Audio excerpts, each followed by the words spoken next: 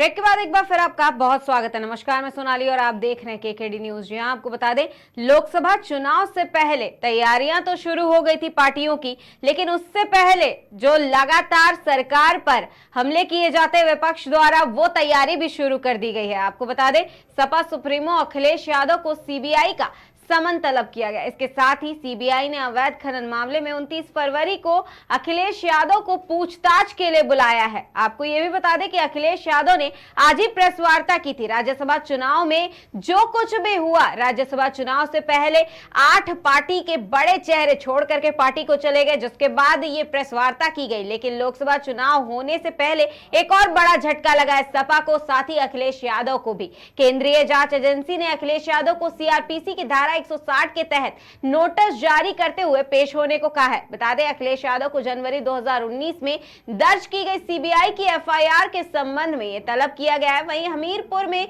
2012 से 2016 के बीच अवैध खनन के संबंध में यह तलब किया गया। बता दें, अखिलेश यादव को कल यानी 29 फरवरी को दिल्ली में सीबीआई के सामने बतौर गवाह पेश होने के लिए कहा गया है। लेकिन अब इस मामले पर सियासत और भी ज्यादा गर्मा गई है और सियासत और भी ज्यादा राजनीतिक गलियारे में बढ़ गई है। आपको बता दें, इस मामले पर और अधिक जानकारी देने के लिए हमारे साथ हमारे संवाददाता सुभाष जी जुड़ रहे हैं लखनऊ से, सपा कार्यालय के बाहर से, जहां पर लोगों का हुजूम भी देखने को मिल रहा है। जी हाँ सुभाष, सबसे पहला सवाल तो हमारा यही है कि वहां पर सपा कार्यालय के बाहर इस खबर को सुनने के बाद किस तरह का माहौल है? जी, मैं आपको बता दूं कि मैं इस टाइम यहाँ पे सपा कार्यालय पे मौजूद हूँ। यहाँ पे कुछ कार्यकर्ता भी हैं और जिस तरह उनको सम्मन भेजा गया है अखिलेश यादव को, तो उस तरह कुछ यहाँ पे इनके कार्यकर्ता हैं। और अभी तो सुबह प्रेस कॉन्फ्रेंस थी, कुछ लोगों की ज्वाइनिंग थी, तो सुबह काफी भीड़ थी। अभी इस टाइम यहाँ पे भीड़ कम दिख रही है। कुछ कार्यकर्ता हैं, गिने चुने हैं यहाँ पे इस टाइम। लेकिन इनका जो मामला कोर्ट में चल रहा था, सीबीआई द्वारा इनको समन भेजा गया है। अभी कुल देखने वाली बात यही होगी कि आगे इनकी प्रतिक्रिया क्या रहती है, किन्हीं वजहों से ये नहीं जा पाए थे। और आप देखिए, आगे देखने वाली बात यही होगी कि अब इनके आगे प्रतिक्रिया क्या रहती है अखिलेश यादव की। लेकिन अगर हम चुनाव की बात करें सुभाष जी, चुनाव की अगर बात करते हैं तो विधानसभा चुनाव से पहले भी हमने देखा कि छत्तीसगढ़ में क्या कुछ हुआ। महादेव ऐप को लेकर के सीबीआई और ईडी ने क्या कुछ किया, किस तरह से जांच की गई। इससे पहले भी कई सारी ऐसी बातें सामने आई हैं जिसमें चुनाव से या फिर देश में कुछ होने वाला होता है, उससे ठीक पहले ही विपक्ष के ऊपर ये खतरा मंडराने लगता है ईडी और सीबीआई का। इस बार तो ये आंच अखिलेश यादव के ऊपर आई है, यानी कि सपा के ऊपर आ गई है। और यूपी में ये जो गठबंधन हुआ है, इससे इसका क्या संबंध हो सकता है, क्या नुकसान भी देखने को मिल सकता है? जी, अभी सुबह अखिलेश यादव द्वारा जो प्रेस वार्ता की गई थी, तो पत्रकारों को संबोधित करते हुए इन्हीं तरह की बातों का जिक्र किया गया था कि इलेक्शन आने से पहले इस तरह की प्रतिक्रिया करी जाती है भाजपा की तरफ से। और जो अभी कल जो चुनाव हुआ है, चुनाव को भी लेकर यही चीज कही गई कि जो किन्हीं तरह से सीबीआई और सब दिखा के डरवाया जाता है। तो उसी तरह जो टूट के विधायक हैं जो चले जाते हैं, बीजेपी में जुड़ जाते हैं, इसी को लेके उनके द्वारा आज यहाँ पे संबोधित करते हुए प्रेस वार्ता में भी यही चीज कही गई थी जो आप बता रही हैं। जी सुभाष जी, आपके आसपास क्या कुछ कार्यकर्ता सपा के मौजूद हैं, क्या कुछ लोग मौजूद हैं जिनसे हम बातचीत कर सके? जी, अभी तो कुछ लोग यहाँ पे थे। जैसे मैंने अभी आपको बताया, सुबह काफी भीड़ थी, अभी तो कुछ लोग थे। अभी अगर हम प्रेस वार्ता की ही बात करते हैं सुभाष जी, अगर हम प्रेस वार्ता की ही बात करते हैं तो प्रेस वार्ता में क्या कुछ खास बातें निकल करके सामने आई हैं? अगर लोकसभा की रणनीति की बात करते हैं तो सपा की तरफ से रणनीति क्या तैयार की गई है? जी, सबसे बड़ी रणनीति यही है, पीडीए जो इनका जो एजेंडा है तो उसको लेकर ये किया जा रहा है, इसको लेकर आगे किया जा रहा है। उसके बाद आज जो ये आपके आजमगढ़ साइड के एक हैं, भाजपा से पहले थे, तो वो उन्होंने आज यहाँ पे ज्वाइनिंग की है, काफी समर्थकों के साथ में यहाँ पे आके उन्होंने ज्वाइनिंग की है।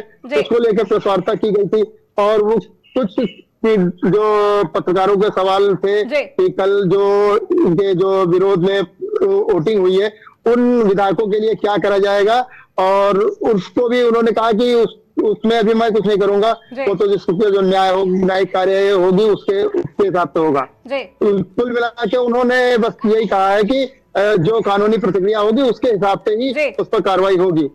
इसी को लेकर आज अखिलेश यादव द्वारा पे यहाँ पे प्रेस वार्ता की गई थी और यही सब मुद्दे उन्होंने बताए हैं, इसी को लेकर आगे वो चलेगी। जी सुभाष जी, एक सवाल ये भी है, हमारा अंतिम सवाल ये है, हम आपसे एक सवाल ये लेते हैं कि आखिर ईडी और सीबीआई की ये जो कार्रवाई चल रही है चुनाव से पहले और फेरबदल की अगर बात की जाए तो राज्यसभा चुनाव होने वाले थे, ठीक उसके एक दिन पहले ही इतने पार्टी के बड़े चेहरे 8 लोग छोड़ करके पार्टी को चले जाते हैं, उसके बाद कुछ लोग शामिल भी होते लेकिन वो गिनती पूरी नहीं की जा सकती है, तो इसका क्या कुछ भारी नुकसान देखने को पार्टी को मिल सकता है? और इससे पहले की अगर बात की जाए तो ओम प्रकाश राजभर सबसे पहले जाते हैं, कहीं ना कहीं उनका भी कुछ फायदा मिलने वाला था पार्टी को, स्वामी प्रसाद मौर्य चले जाते हैं, तो दलितों और पिछड़ों की जो बात होती है वो भी कहीं ना कहीं इसका खामियाजा भुगतना पड़ेगा सपा को। जी, इसको लेकर भी आज अखिलेश यादव ने कहा है कि जिस तरह अभी चुनाव आ रहे हैं तो बस जो ओम प्रकाश राजभर हुए सबके ऊपर अलग अलग तरह की टिप्पणी की गई, पत्रकारों के सवाल भी इसी तरह के थे, तो उन्होंने कहा मैं ज्यादा नहीं इस सब पे बात करूंगा, तो चुनाव आने वाला है, मैं सबको लेके चल रहा हूँ, पीडीए जो यात्रा है इसी को लेकर मैं सबको लेकर साथ में चलूंगा और आने वाले चुनाव में तो उसी के हिसाब से मैं काम करूंगा, सबको लेकर साथ में चलूंगा। तो ये तमाम जानकारी देने के लिए आपका बहुत बहुत धन्यवाद सुभाष जी। तो अभी आपने देखा कि किस तरह से जो अखिलेश यादव की प्रेस वार्ता की गई उसमें क्या कुछ खास रणनीति बनाई गई, पीडीए को लेकर के भी चर्चा की गई है, उसके साथ ही ईडी और सीबीआई की कार्रवाई को लेकर के भी चर्चा की गई, लेकिन जो लोकसभा चुनाव में होने वाला है और लोकसभा चुनाव से पहले जो कुछ भी हो रहा है उसको लेकर के क्या कुछ रणनीति बनाई गई है, जीत के लिए क्या रणनीति बनाई गई है, लोकसभा में किस तरह से दावेदारी रहेगी और किस तरह से जीत हासिल की जाएगी, क्योंकि पार्टी के सभी बड़े चेहरे पार्टी को छोड़ करके बीच मझधार में ही चले गए। तो अभी देखना यह है कि वाकई में सपा किस तरह की रणनीति के साथ काम करती है, क्योंकि लोकसभा चुनाव में अब ज्यादा वक्त नहीं बचा है, ना ही तारीखों का ऐलान होने में और ना ही नतीजे आने में। तो देखना यह है कि क्या तीसरी बार भी मोदी सरकार बनती है या फिर सपा को या गठबंधन को इस बार मौका मिलने वाला है। फिलहाल के लिए नमस्कार, देखते रहिए केकेडी न्यूज।